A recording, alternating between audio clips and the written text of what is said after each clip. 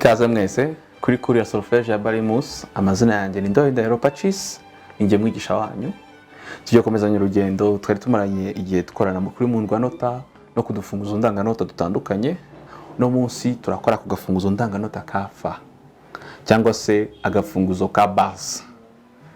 Icyo turagomba principe zirakoreshwa uno munsi zimeze nk'izakoreshwa kuri Sol. Icyo turakenera no kubanza kumenya kugashushanya, tukongera tugasubiranamo gusoma no kwandika, maze tugakora imyitozo mike cyane.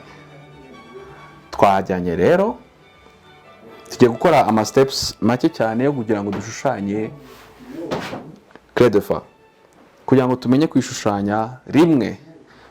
Nkuko muza kubireba kuri PowerPoint, urashushanya akadomo ku murongo wa kabiri uturutse hejuru. Uko twabyize muri clé de sol, ubundi no murongo ufatizo noneho wa clé de fa.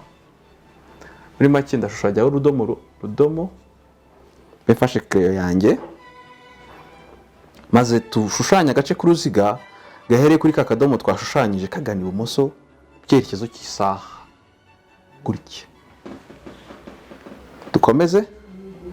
Dukomeze dushushanya ku gace k'uruziga tuganisha iburyo gasubira ku murongo wa kabiri uturutse hejuru. Nabibonye karakameze.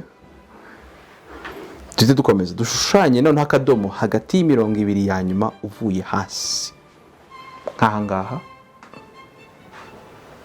gateganye n'aka ngaka, sibyo? Karaba gateganye n'aka, maze tubihuze.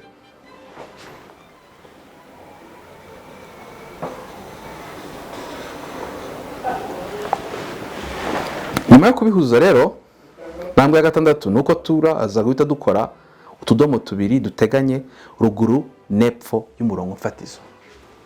Ndavuga aha na twatubonye agafunguzo kacu ka Fa. Nakantu kameze nk'umukondo w'igikombe, kakaba gafite utudomo tubiri twibutsa ko umurongo mfatizo uri hagati n'umurongo wa kabiri uvuye hejuru. Muri make twongere dubikore gahoro gahoro.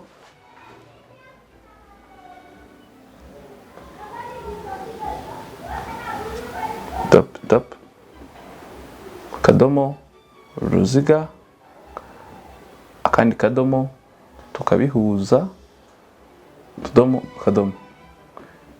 Dize ko turimo turabikorana, twajyanye. Urabona none ko bon sens itangiye kuza. Nuko aka karongo kaba gateganye naka. Encore une fois. Here we go. Ko sinagashushanyije nabi, sinagashushanyije neza, ariko kani sawa, nta kibazo. Et voilà. Okay. Nakoze neza. Tugenda no kwisoma. Isoma naryo rimeze nk'irya clé de sol. Inota yawe ari ku murongo mfatizo niryo riraba bibaye iry'izina ry'iyo ndanganota. Muri make niba izina kuri clé de sol ryari riri ku murongo mfatizo ritari ba sol, kuri turi clé de fa rirajya ku murongo mfatizo riraba ribaye fa. Tutangiye gukora rero, tugiye mu bikorwa, tujye tugira dutya tutudomo tubiri. Ahangaha haraba hari Fa, maze dutangire twandika amanota yacu. Tuvuge ko tugiye kumanuka, dukore do re mi fa sol fa mi re do. Dukore fa mi re do zacu, mufata amakaramu yanyu asibika. Twagiye crayon zanyu. Iyi ni Fa rero. Inota rajya kujya munsi, mwibuke kuruzi ku nkombe ni mi, ku nkombe ni re, anga kajya do. Muri make Fa mi re do. Tuvuge noneho tuzamukire hamwe duhereye kuri Fa. Et voilà, Fa ngiyi.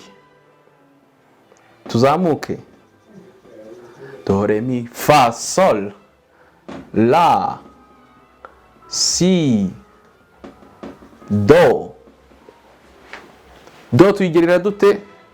Kuko irenga imbibi turatira umurongo, tuduciyemo akarongo kunganira ka karongo ko hepfo n'indi mirongo yari ishushanyije kuri muhundu ya nota. Muri make twaba tubonye fa, sol, la, si na do.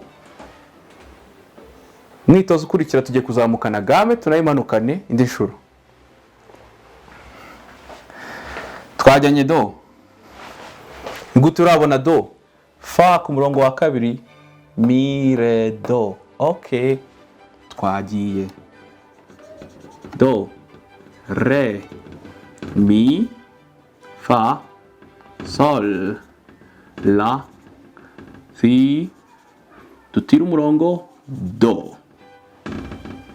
Tumanuke do, si, la, sol, fa, mi, re, et puis do.